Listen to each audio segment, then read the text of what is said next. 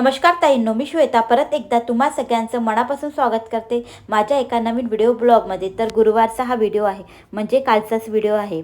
तर गुरुवार होती, त्यामुळे घरचे सगळे कामं आवरून झालेले आहेत। पूर्ण जेवढे काही आपल्या अगोदरचे काम असतात, क्लिनिंग आहे, डस्टिंग आहे, झाडून पुसून पूजा वगैरे सगळं मी आवरून घेतलेलं आहे। बरोबर सकाळचे 10:15 झालेले आहेत। आता तुम्ही म्हणाल की एवढ्या घाईनी कामं करून ही निघाली कुठे? तर खरंच बाहेरच जायचं आहे, म्हणजे मला गावी जायचं आहे। गावी पूजा वगैरे आहे, तर ते तर तुम्हाला समोर बघायलाच मिळेल म्हणा। पण आता जायचं म्हटलं की आपलं घर तर स्वच्छ पाहिजेच, आणि सोबत जे काही आपलं गॅस ओटा आहे ते तर कोणतीच गृहिणी असं टाकून जात नसेल, कारण की गॅस ओटा हा स्वच्छ पाहिजेच। आपण घरातून जेवढं काही घर स्वच्छ करून जातो, तर तिकडून आल्यानंतर ते घर तेवढंच फ्रेश माइंडने आणि चांगलं वाटलं पाहिजे। कारण की आपण थकल्या मनाने येतो, आणि थकल्या मनाने यायचं नाही, हे घर असा भनभन पसारा घरामध्ये पाहायचं तर डोकंच फिरल्यासारखं होतं। तर पहिले म्हटलं गॅस ओटा पुसून घेते, कारण की राहिलेला होता। मी नाश्ता वगैरे बनवला होता ना, तर मग सगळ्यांना गरम करून वगैरे देण्यामध्ये वेळ जातोच। म्हटलं मग वेळेवर जायच्या वेळेवर पुसील आणि मग निघेल।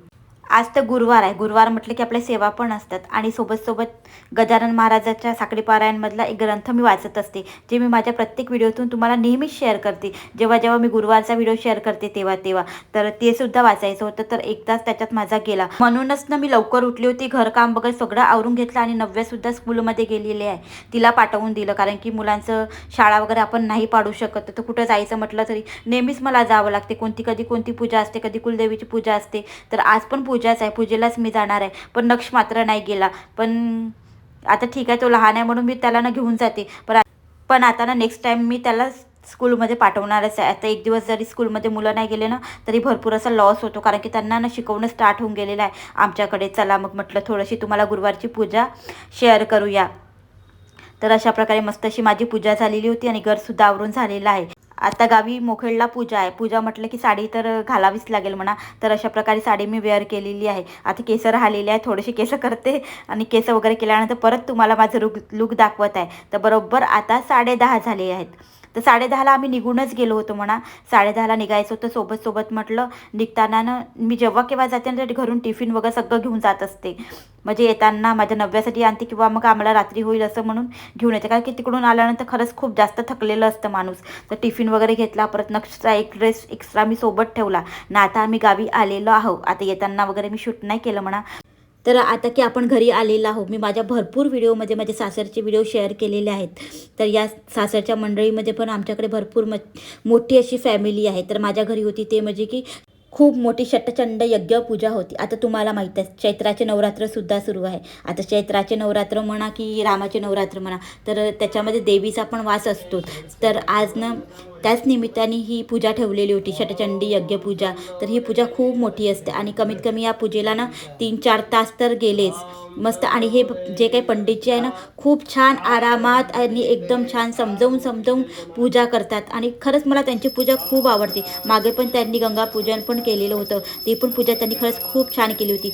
तर पूर्ण फॅमिली आम्ही इकडे पूजेमध्ये बसलेलं होतं। तर तुम्हाला तिकडे किचनमध्ये दिसत आहे ना, तर आमच्या त्या मोठ्या ननदबाई आहेत, तर त्यांनी स्वयंपाक केलेला होता, जेवढा काही ह्या पूजेचा स्वयंपाक आहे ते। आणि एक ताई मदतीला होत्या म्हणा, की त्यांना पोळ्या वगैरे करायला आणि जेवढं काही वरचं काम आहे ते करायला ठेवलेलं होतं। तर पण स्वयंपाक तर मात्र ताईच्या हातचा झालेला होता, कारण की सगळेच आम्ही इकडे पूजेमध्ये बसलेलो होतो। तर एवढा मोठा परिवार आहे, आणि असं परिवार मिळायला सुद्धा ना खूप नशीब लागतं मैत्रिणींनो।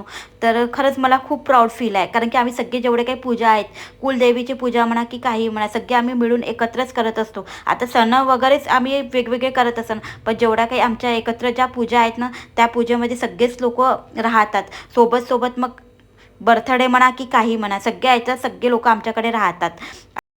आता भरपूर जणांना माहिती असेल की ही पूजा होते, आणि भरपूर जणांना माहिती नसेल की शतचंडी यज्ञसुद्धा होत असते म्हणून।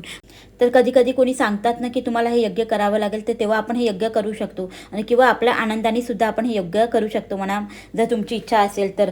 मग प्रत्येकाने जोडीने सगळ्यांनी मिळून मग हवनामध्ये आहुती वगैरे दिली, आणि हे हवनसुद्धा जेव्हा होते ना, आणि त्या हवनाचा जेवढा काही धूर आहे पूर्ण घरभर जातो ना, तर तेव्हा एवढं पॉझिटिव्ह वाटते। आणि तुम्हाला माहिती आहे, महालक्ष्मी तर शक्तीची दाता आहे, आणि तिने पदोपदी आम्हाला साक्षात्कार त्यावेळेसच दिलेला होता। जसं पूजा चालू होती त्यावेळेस फूल पडायचा, हार पडायचा, किंवा हे हवन जे सुरू आहे ना, हवनचा पूर्ण जेवढा काही धूर आहे ना, तो पूर्ण धूर माता राणीच्या पूर्ण फोटोकडे जात होता। आता हे आम्ही स्वतःहून अनुभवलेलं आहे मी, म्हणून मी तुम्हाला सांगत आहे. म्हणजे माता राणी राहते ना, त्याचं ती साक्षात्कार आपल्याला देतच असते म्हणतात ना, ते बरोबरच आहे.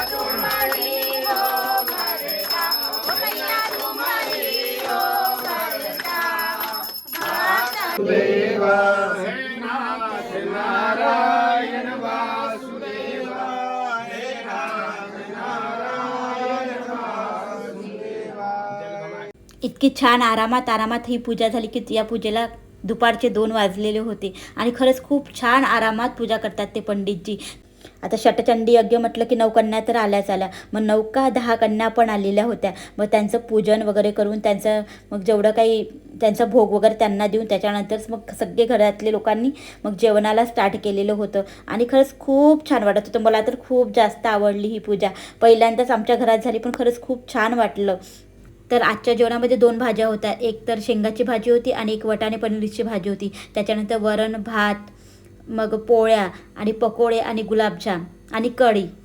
तर एवढं सगळं आजच्या ह्या जेवणामध्ये होतं आणि जेवणसुद्धा खूप टेस्टी. सोबत जो रव्याचा प्रसाद केलेला होता ना, तो प्रसाद पण इतका टेस्टी होता की मी सांगू शकत नाही. खरंच खूप छान होता आणि खूप टेस्टी झालेला होता. म्हणजे तसाही प्रसाद तर टेस्टी वाटतोच म्हणा, पण या यज्ञेचा जो प्रसाद होता ना, खरंच मैत्रिणींनो, मी जर तुम्ही असता तर मी खरंच तुम्हाला दिलं असतं. खरंच खूप जास्त टेस्टी झालेला होता आणि तो पण ताईनीच केलेला होता. मी त्यांना 2-3 वेळा म्हटलं जाता माझ्या मुलांनी तर वाटीत घेऊन तो प्रसाद खाल्लेला होता. जो आपण सत्यनारायणला प्रसाद करतो ना, तोच प्रसाद सेम तसाच होता म्हणा. म्हणजे तोच प्रसाद होता, पण खरंच खूप टेस्टी होता. आधी आता कोणतेही म्हणा तुम्ही, कोणतेही पूजापाठ म्हणा की कुठं महाप्रसाद म्हणा की भंडारा म्हणा, तिचं जेवण हे टेस्टीच लागतं. ते कसंही राहू, कधी कधी कांदा लसूणचंही राहील ना तरी पण टेस्टी वाटतं. माहीत नाही त्याच्यामध्ये असं काय चमत्कार असतो आणि काय नाही. तर आज तशाच प्रकारे आजचा प्रसादही आणि जेवढं काही जेवण स्वयंपाकही खूप छान टेस्टी झालेला होता. आणि पूजा तर मनाला भावुक करणारी पूजा होती. कारण की अक्षरशः ना तिथे बसताना माझ्या अंगाला काटे पण यायचे आणि माझ्या डोळेसुद्धा भरून यायचे. तर अशा प्रकारे आमचं हे घर आहे इकडचं. पण तिकडचं पण म्हणजे आता 3 फॅमिली याच्यात इथे राहतात ना, त्याच्यानंतर सगळ्यांचे जेंट्सचे जेवणं झाले. मग त्यानंतर आम्ही लेडीज इकडेच माता राणीसोबत जेवायला बसलेलो आहोत.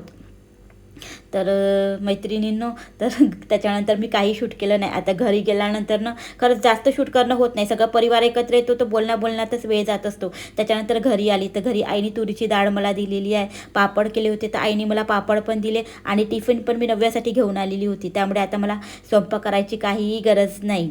तर अशाच प्रकारे आजचा छोटासा व्हिडिओ मी तुम्हाला शेअर केलेला आहे. तर व्हिडिओ कसा वाटला नक्की सांगा. जास्त मोठा नाही, छोटासाच व्हिडिओ आहे. नवीन असेल तर चॅनलला नक्की सबस्क्राईब करा. बाय.